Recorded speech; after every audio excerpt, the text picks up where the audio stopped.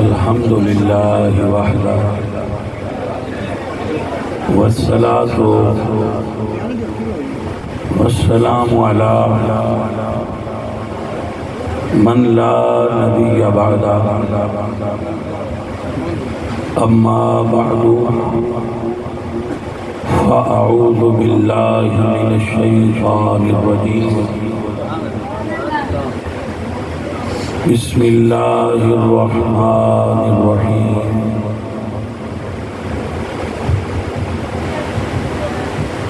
واعتصموا بحبل اللہ جميعا ولا تفرقوا واذکروا نعمت اللہ علیکم ان کنتم اعداء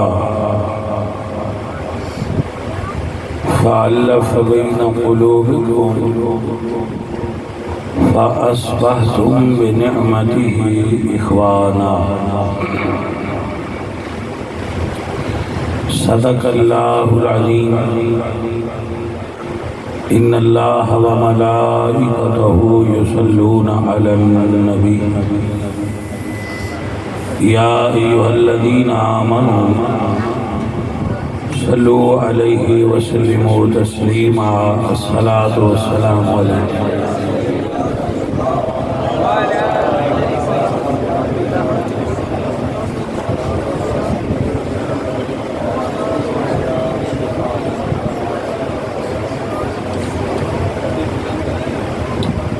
حمد بے حد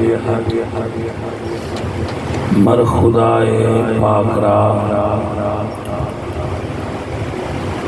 آنکھ ایمان داد مشت خاک را ہزار بار بشویم دہن ز مشک و گلاب خلوص نام کو گفتن کمال بے ادبیست یا صاحب الجمال و یا سید البشر من وجهك المنير لقد نفر القمر لا يمكن الثناء كما كان حقه بعد از خدا بزرگ توئی قصہ مختصر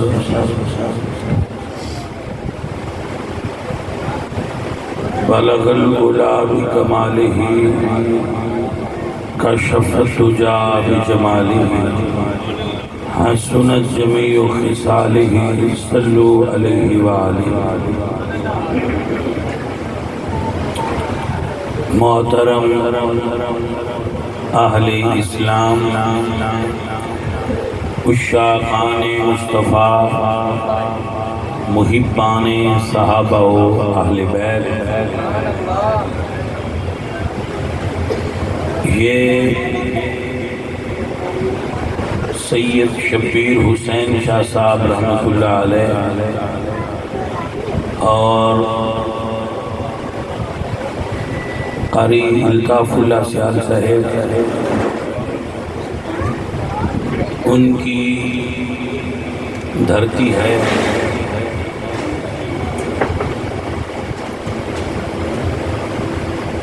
ان کی روحانی اجازت سے چند کلمات ہم بھی بولتے رہتے ہیں۔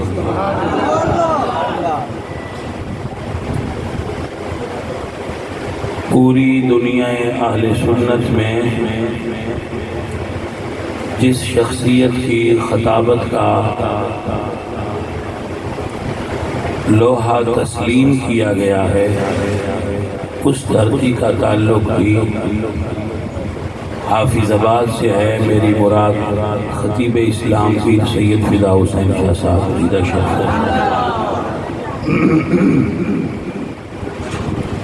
یہ گلشن اور بہار ہے اور خطہ مردم خیز ہے حافظ آباد۔ یہاں پر لکھاری ہیں، ادیب ہیں، نقیب ہیں، خطیب ہیں، درویش ہیں، پیر ہیں، بزنس مین ہیں، تمام مکاتب فکر کے لوگ یہاں ہیں اور الحمدللہ امن سے ہیں۔ یہ بڑی اللہ کی خاص کرم نوازی ہے ہم پر کہ ہمارا ضلع فرقہ واریت کی لعنت اور ناسور سے مامون ہے۔ چھوٹی موٹی چیزیں ہوتی رہتی ہیں، وہ سگے بھائیوں کے درمیان بھی ہوتی ہیں، مگر بحیثیت مجموعی ہمارا ضلع پرامن ضلع ہے اور ہماری ذمہ داری ہے کہ اسے پرامن ہی رکھنا ہے۔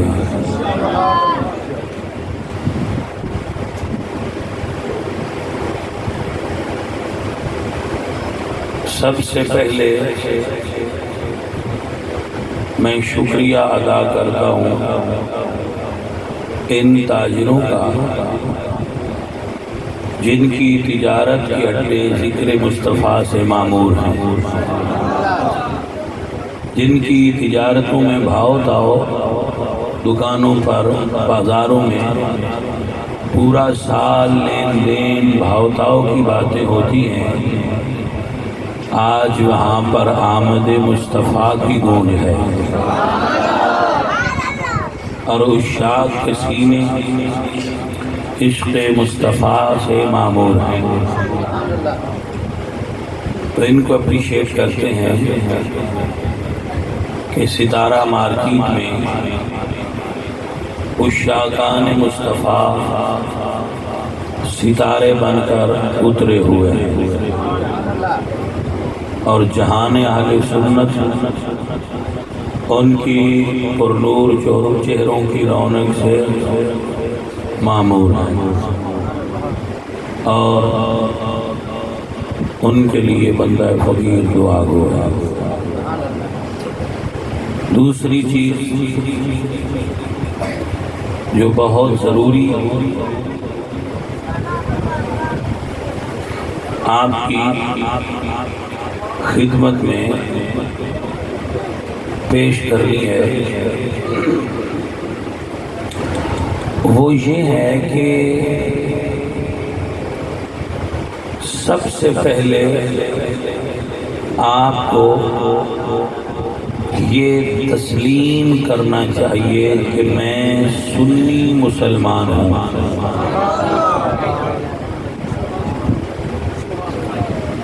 جو یہ تسلیم نہیں کرتا کہ میں سنی ہوں، مجھے یہ کہنے کی ضرورت اس لیے محسوس ہوئی کہ آج کل ایک نیا ٹرینڈ چلا ہے کہ میں صرف مسلمان ہوں، تو بندہ فقیر یہ کہتا ہے کہ میری پہلی شناخت تو یہی ہے کہ میں مسلمان ہوں، مگر جب مسلمانوں کے کئی گروپ اور فرقے بنے تو میں اپنی شناخت کے لیے کہتا ہوں کہ میں سنی مسلمان ہوں۔ پروف اس کا پروف کیا ہے؟ پروف سن لیجیے۔ اللہ نے فرمایا ہوا سماکم المسلمین، اللہ نے تمہارا نام مسلمان رکھا ہے۔ بات کلیئر ہو گئی؟ پورے مکہ میں جتنے مسلمان تھے ان کو فقط مسلمان کہا جاتا تھا، مگر جب مکہ سے ہجرت ہوئی، مدینہ میں مسلمان آئے تو مکہ میں دو ہی گروہ تھے، مشرک اور مسلم۔ تو شناخت کیا تھی محمدی ہونے کی؟ مسلم۔ مدینے میں ایک تیسرا گروہ آ گیا منافقین کا، جو کلمہ تو پڑھتے تھے، توحید کا اقرار بھی کرتے تھے۔ قرآن پڑھیے، اللہ فرماتے ہیں جب ان سے پوچھا جائے کہ من رب السماوات السبع و رب العرش العظیم سیقولون للہ، جب ان سے پوچھا جائے کہ 7 زمینوں اور آسمان کا مالک کون ہے تو وہ کہتے ہیں اللہ۔ اور کچھ ایسے ہیں، سورہ منافقون کی پہلی آیت پڑھیے، جو کہتے ہیں کہ ہم شہادت دیتے ہیں کہ آپ اللہ کے رسول ہیں، مگر اللہ شہادت دیتا ہے کہ یہ جھوٹے ہیں۔ تو مشرک کے مقابلے میں پہچان تھا مسلمان ہونا، لیکن جب مارکیٹ میں منافق آئے تو اب پہچان کے لیے ضروری تھا مومن ہونا، کیونکہ مسلمان کا تعلق ظاہر سے تھا، شرک کا تعلق بھی ظاہر سے تھا، تو پہچان تھی ظاہر والی۔ نفاق کا تعلق دل سے تھا، تو ایمان کا تعلق بھی دل سے ہوتا ہے، اس لیے وہاں دل کی پہچان مومن کے نام سے ہوئی۔ تو اس وقت کسی نے نہیں کہا کہ جب مکے میں ہم مسلمان تھے تو یہاں مومن کیوں ہیں؟ توجہ ہے؟ ارے ابھی اور سنیے، اب مسلمانوں کی بھی قسمیں ہو گئی۔ اللہ نے پھر الگ الگ کیا اور فرمایا والسابقون الاولون من المہاجرین والانصار، تو یہاں پھر مہاجرین اور انصار ہو گئے۔ تو جب مہاجر اور انصار کہا گیا تو کسی نے یہ نعرہ نہیں لگایا کہ میں صرف مسلمان ہوں، اور بخدا اگر کوئی یہ بھی کہے کہ میں فقط مسلمان ہوں تو ہمیں اعتراض نہ ہوتا اگر ماحول ایسا نہ ہوتا جیسا آج کل بنا ہوا ہے، چونکہ ماحول میں منافقت گھلی ہوئی ہے۔ تو اب فقیر تو یہ سمجھتا ہے کہ مسلمان بھی ہیں، مومن بھی ہیں، سنی بھی ہیں اور رضوی بھی ہیں، ہم بریلی والے سنی ہیں۔ اور جو اس سے ہٹتا ہے اس کی اپنی دکان ہے، چمکائے چلائے، جو اس کے حصے کے گاہک ہیں لے جائے، مگر ہمیں صرف وہ گاہک چاہیے جو بریلی والے کے معیار پر پورے اترے۔ کوئی ہٹتا ہے، کوئی جاتا ہے تو اس کی اپنی مرضی ہے، کوئی لبرل ہے اور اسے یہ شوق چڑھا ہے بھائی ہم تو مسلمان ہیں، تو آپ مسلمان رہیے، مبارک ہو، کنگریچولیشن، مگر ہم ہیں احمد رضا والے، ہم ہیں۔ اور یاد رکھیے بریلی والے کا اپنا کوئی مسلک نہیں ہے، بریلی والے نے عرب کے دین کو اردو زبان میں پیش کیا ہے بس۔ ٹائم ہے آپ کے پاس 5 منٹ ہو، ذرا بات ہو جائے، پھر آپ نے بھی اتنا کام کیا ہے تو کچھ تو سبق پڑھ ہی لیں۔ یہ ہماری علاقائی پہچان ہے، جب ہم عرب میں جائیں گے تو ہم سنی ہیں اور ہم مسلم ہیں اور ہم مومن ہیں، لیکن جب جہاز لاہور ایئرپورٹ پر اتر جائے تو کوئی کہے کون سے سنی ہو تو ہم کہیں گے ہم بریلی والے سنی ہیں۔ وہاں ضرورت نہیں ہے، یہاں ضرورت ہے ہم فکر رضا والے سنی ہیں۔ اللہ آپ کو اس کا اجر عطا کرے۔ میں سن رہا تھا میلاد پر ایک اعتراض کرنے والے بھائی صاحب کہہ رہے تھے کہ یہ بدعتی یعنی میلاد والا، وہ ہمیں بدعتی کہتے ہیں،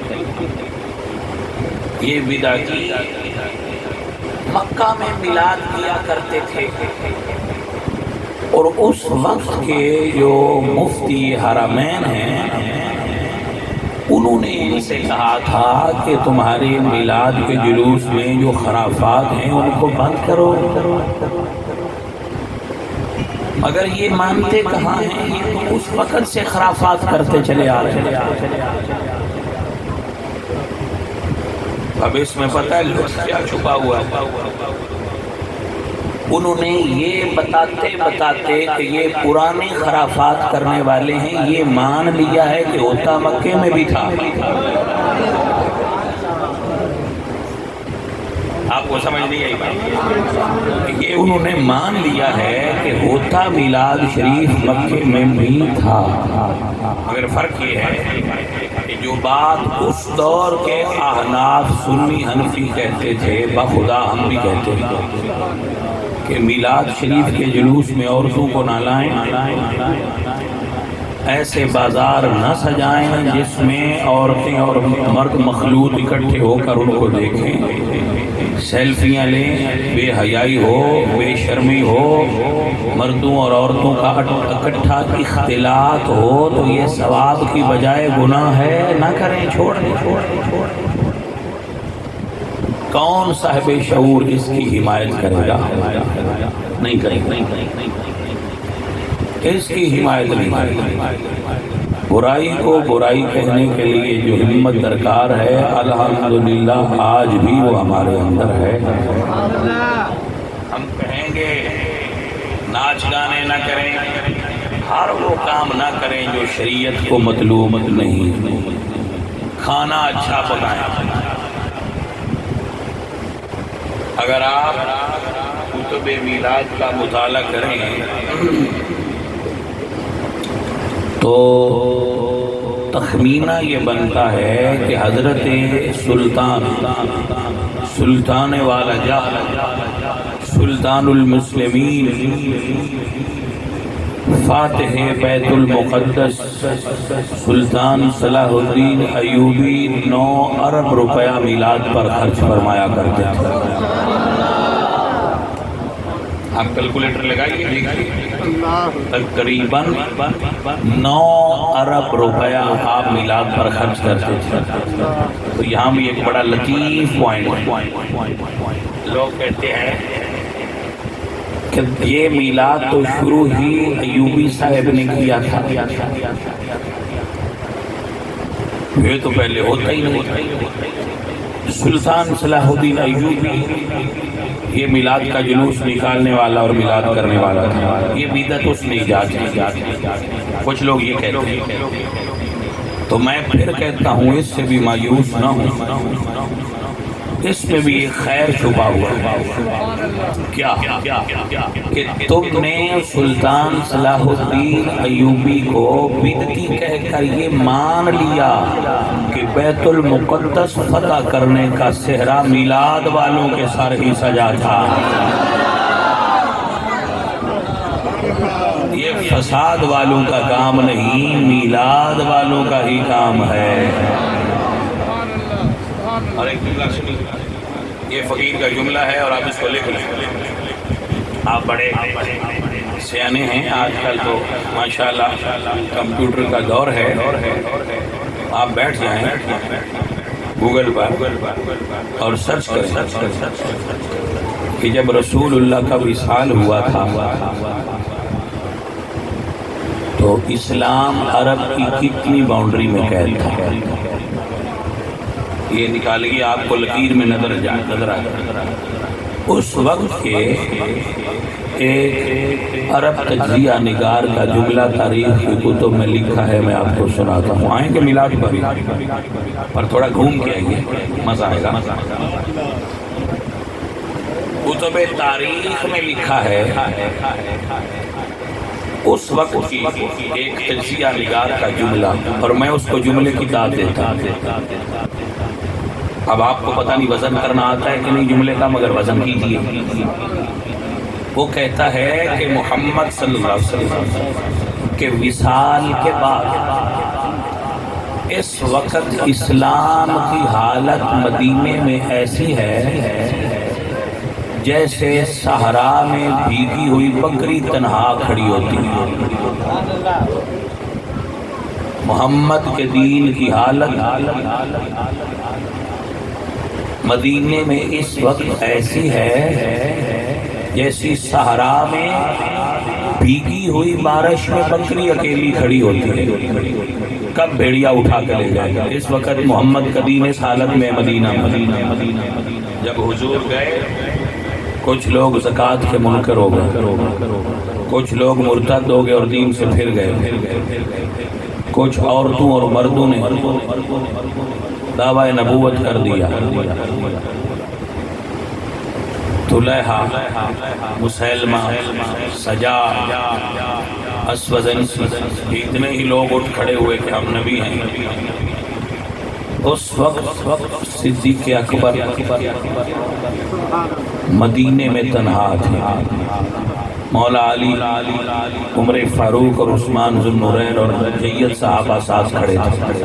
اب میرا تجزیہ نگار بچے سے سوال ہے کہ جس جگہ پر حضور کے وصال کے بعد دین کھڑا تھا، 2.5 سال صدیق اکبر کے اور 10 سال حضرت عمر کے، پھر دوسری لائن لگا کہ ان 12 سالوں میں نبی کے ان وفادار یاروں نے مدینے سے اٹھا کر دین کی باؤنڈری کہاں لے جا کر رکھی ہے۔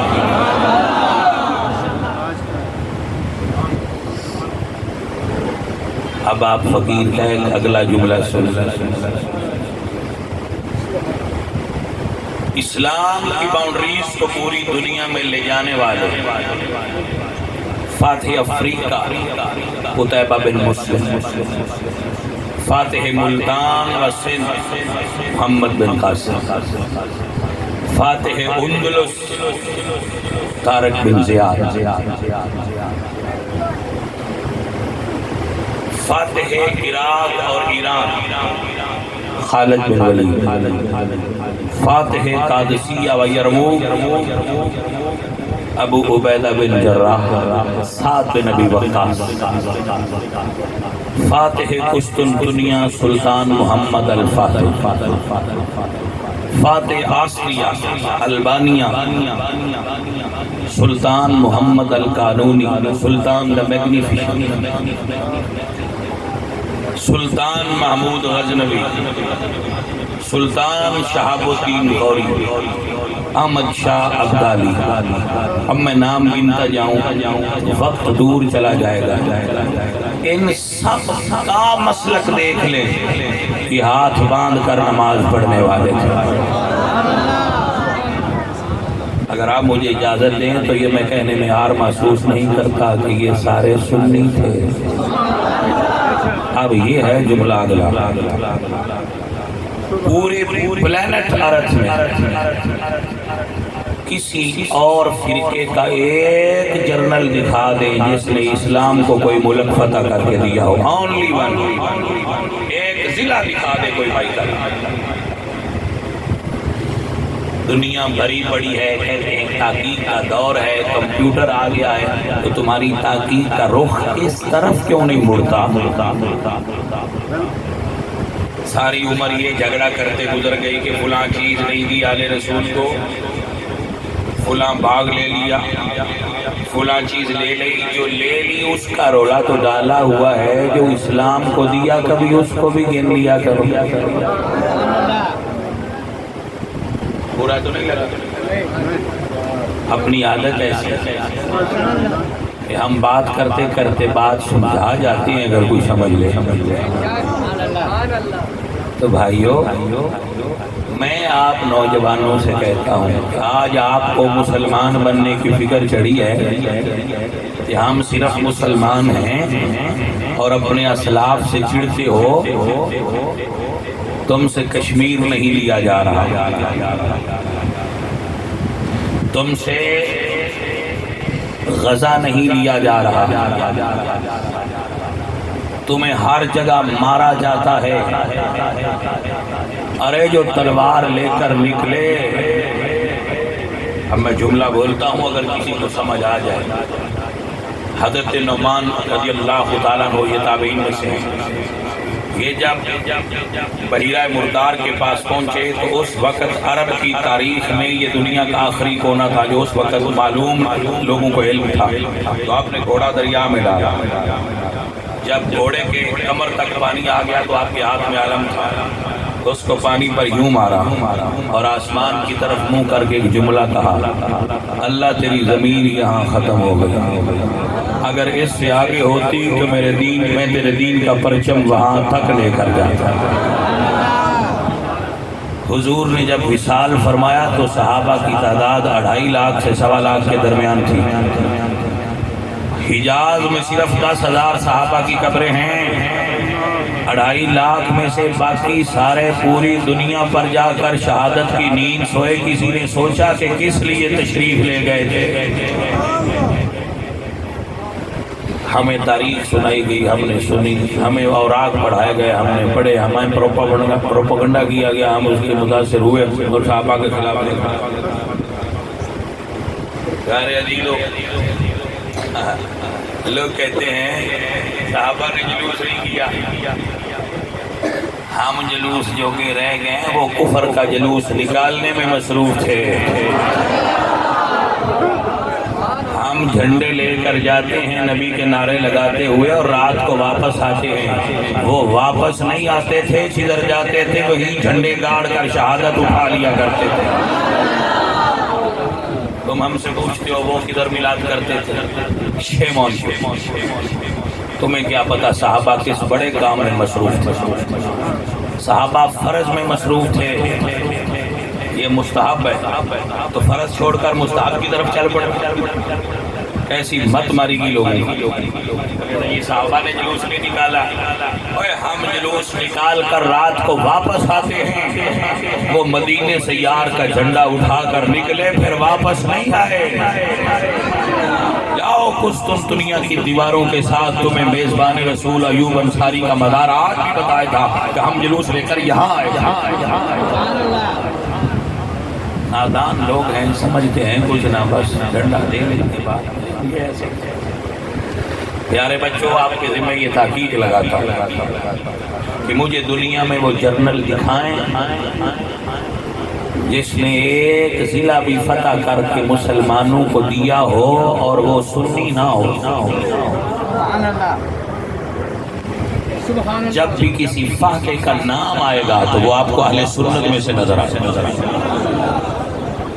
اور اگر آپ ناراض نہ ہوں تو سراج الدولہ کے ساتھ جنگ پلاسی میں غداری کرنے والے بندے کی تاریخ پڑھی. اگر آپ ناراض نہ ہوں تو ٹیپو سلطان کے ساتھ غداری کرنے والے کی تاریخ پڑھی. وہ ہندو نہیں تھا, الزام ہے وہ ہندو نہیں تھا.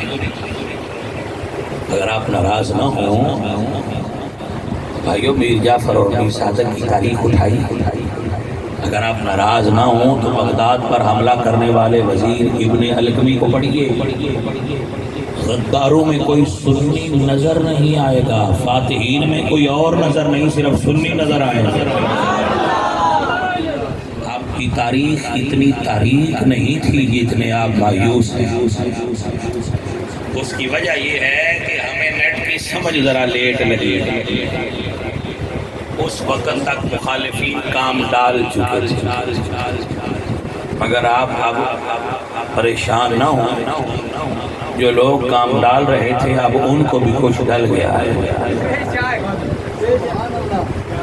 ہاں جی, میری مراد ہے کہ اب ان کو پٹا ڈال دیا جائے انشاءاللہ. اور حضور کا دین اور دیندار طبقات انشاءاللہ اس محاذ پر بھی حضور کے دین کا کام کریں گے. دیکھیے ہم تھے PRP پر کھڑے ہوئے. آپ لوگ سمجھ آ رہی ہیں, لاہور کے ساتھ ہے نا PRP. ہم وہاں لڑ رہے تھے, وہاں کی تیاری تھی. دشمن نے کارگل پر حملہ کر, ہمارے پاس وہ برفانی لباس وہ ہر چیز, ہماری تو تیاری نہیں تھی. تو اچانک وہاں سے حملہ ہوا. تو اب تھوڑا ٹائم تو لگا مگر اب الحمدللہ فوجی وہاں پر لگ چکے ہیں. اب ادھر سے بھی حملہ نہیں ہوگا, جو کرے گا ٹھوک دیا. آپ پریشان مت ہو، یہ ایک درد دل تھا، آپ کو سنا دیا ہے کہ جو لوگ بھولے پنچھی یہ کہتے ہیں نا کہ صحابہ نے جلوس نہیں نکالا تو انہیں کہیے وہ نکال کر یرموک لے گئے تھے، وہ جلوس نکال کر قادسیہ لے گئے تھے، وہ مسلمہ قذاب کے سامنے جلوس لے کر ہی تو کھڑے ہوئے، وہ اسود انسی کے سامنے جلوس لے کر ہی تو کھڑے ہوئے تھے۔ ہم کمزور مسلمان ہیں، ہمیں یہ آتی ہے یا ایھا النبی جاہد الکفار والمنافقین واغلظ علیہم۔ بدقسمتی سے ہمارے اندر کچھ ایسے مولوی پیدا ہوئے جو کہتے ہیں کہ اسلام امن کا درس دیتا ہے۔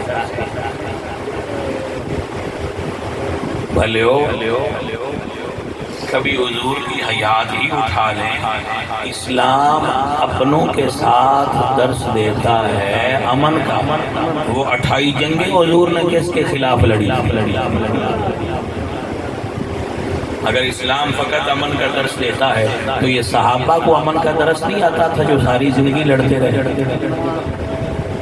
امن ہوتا ہے امن والوں کے ساتھ، اور جو امن پسند نہ ہوں ان کو ڈنڈا دکھانا پڑتا ہے۔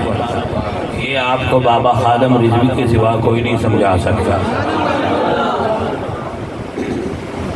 ہمارے حضور کے امن والے درس کو دعوت اسلامی والے لے کے چل رہے ہیں، اور حضور کے تلوار والے حصے کو لے کر تحریک لبیک والے چل رہے ہیں۔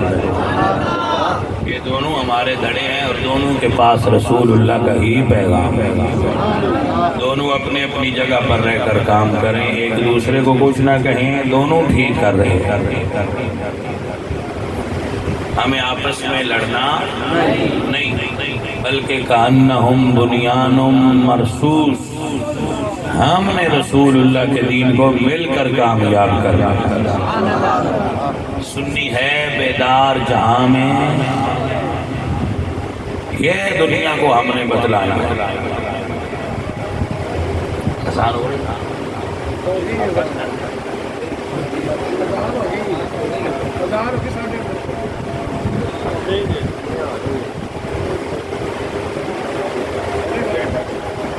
ماشاءاللہ ایک علم والے ہیں، واقعات میلاد بھی سنا کریں، مقصد میلاد بھی سنا کریں۔ جو لہرا کے جو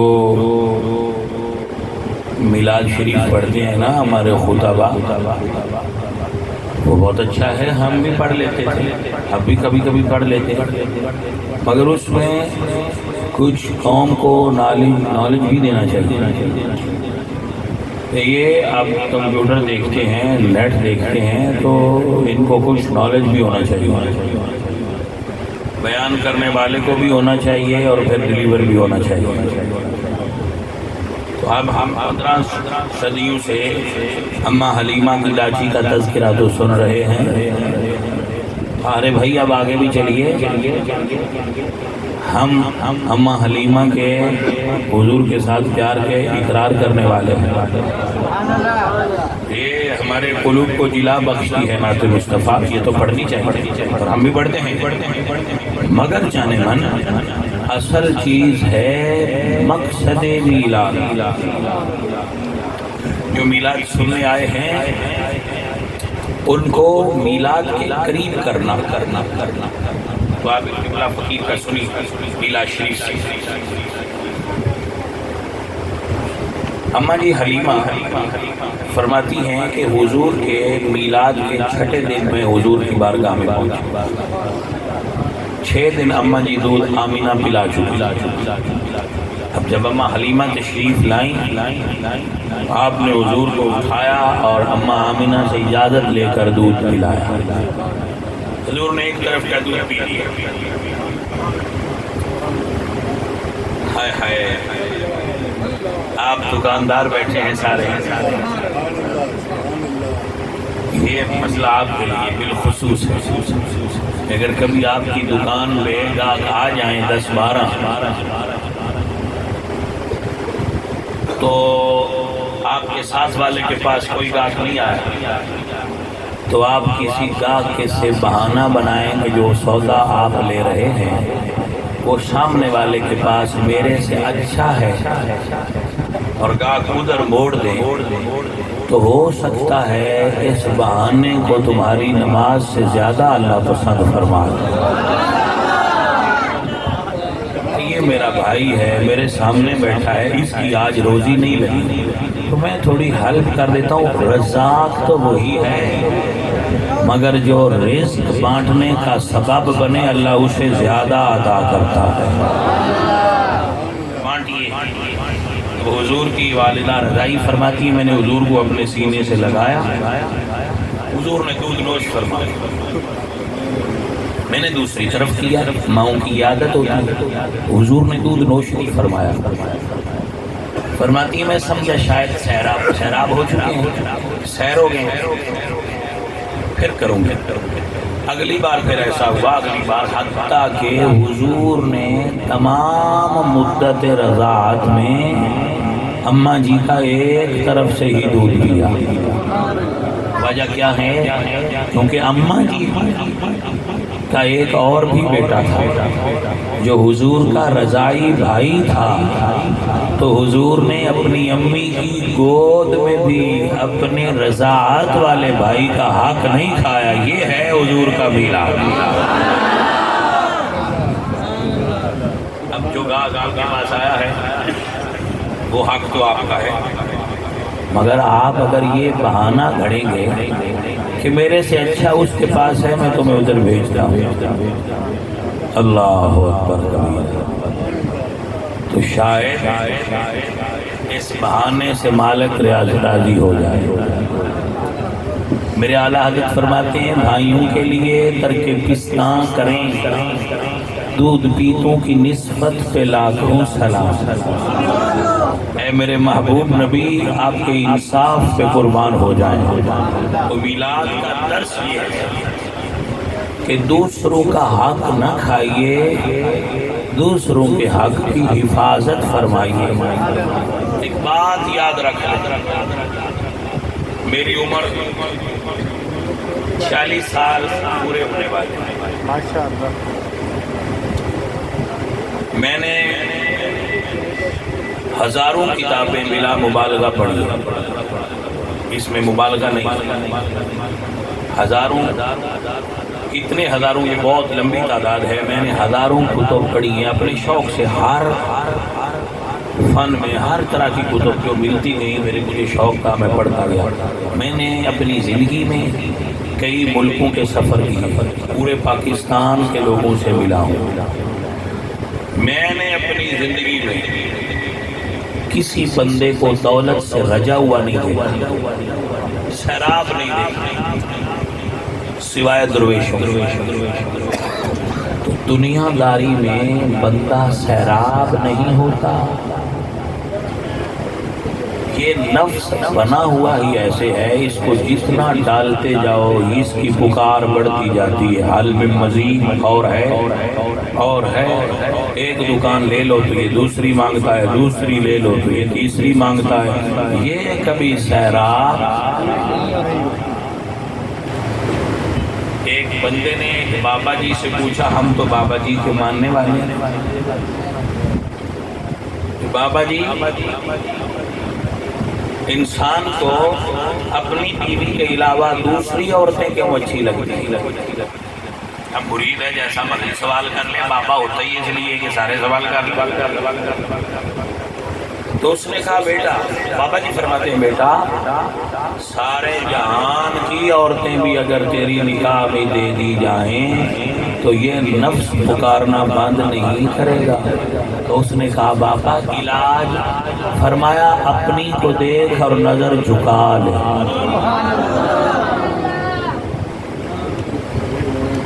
جب تک ہم نظر نہیں جھکائیں گے یہ اندر والا بولتا جائے گا ایک دکان نہیں مجھے مارکیٹ چاہیے، آپ مارکیٹ دلائیں گے یہ کہے گا مجھے شہر چاہیے، آپ شہر دلائیں گے یہ کہے گا مجھے ضلع چاہیے، یہ تھمنے والا نہیں۔ اس کو اگر روکنا ہے تو آپ کو درویشوں کے طریقے پر چلتے ہوئے اس کی بریک لگانا ہوگا. رک جا. حضور سلطان العارفین باہو رحمت اللہ تعالی علیہ فرماتے ہیں پڑھ پڑھیا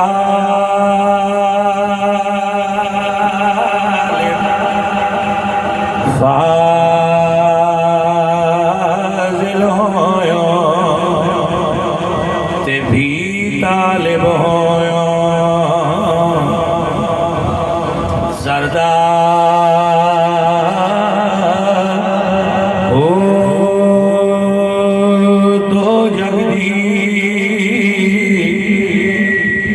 دولت لبے اے ظالم نفسنا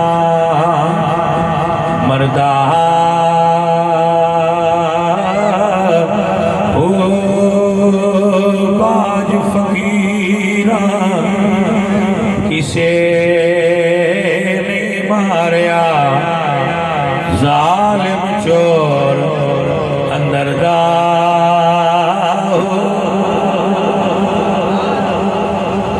اصل چیز ہے اس کو کھڑا کر اس کو روک لیں. حضور نے ایک طرف کا نوش فرمایا تو رک گئے. ہمیں یہ سکھا دیا کہ رکو گے تو پیٹ بھر جائے گا, نہیں روکو گے تو پیٹ انسان کا, میرے نبی سرکار فرماتے ہیں انسان کا پیٹ قبر کی مٹی کے علاوہ کسی چیز سے نہیں بھرتا, قبر کی مٹی سے بھر جاتا پھر نہیں لڑتے. بھائیا قبر میں جا کر بھرا تو کیا بھرا, مزہ تو تب ہے کہ اب بھر جائے. عزیزان من گلیاں سجائیے, بازار سجائیے, گھر سجائیے, جھنڈے لگائیے, لائٹیں کیجیے کیونکہ چینل چڑھے آیا مینا دے لال. مل کے پڑھیں گے تو مزہ آئے گا. چینل چڑھے آیا مینا دے لال دا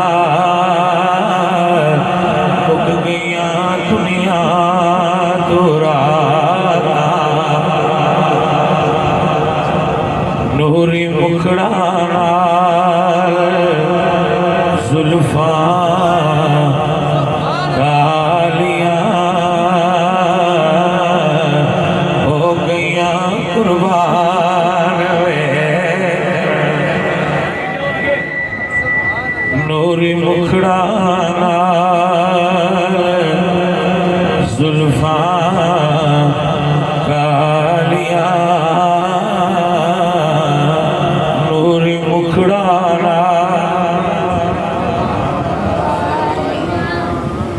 نعتاں ماشاءاللہ نعت حضور کے عشق کے فروغ کا سبب ہے.